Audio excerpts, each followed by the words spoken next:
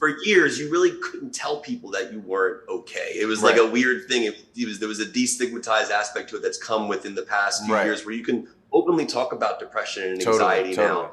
What are your just thoughts on that idea and that theme of like, it's okay to not be okay sometimes? You know, I love that thought, man. One of the coolest things I think has like come out of it, or sort of like come out of the collective conversation that it kind of like brings to light for everyone and for young people too, is things like that, you know, destigmatizing things that for so long we just like, you know, like we grew up and that was not something that would be necessarily supported at like, you know, your middle school or something, or like, you know, and I think it's so incredible that like kids are coming up now and being so aware of these things from such a young age and so open about them and so free to express them. It's one of my favorite things about like kind of where we're at right now and where we're going. And I do think that weirdly like social media has a lot to do with that. Like I understand that there's also its own issues that definitely come with it as well, but I feel like that sort of conversation, that like, I don't know, that universe has made it sort of more possible to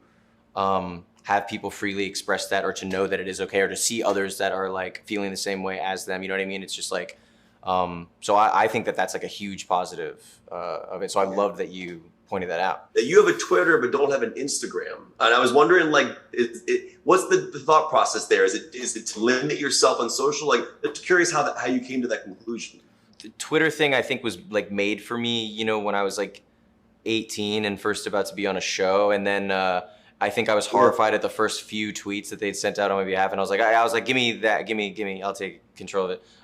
So that's just the one I've always had, I guess. And then, yeah, and I don't have Instagram. I mean, I'm on Instagram, like I follow like accounts. It's not like I don't have an Instagram. It's just, I guess I've just never really known what I would post, or I don't know. It just has never, maybe I will one day. I don't know. I just haven't so far.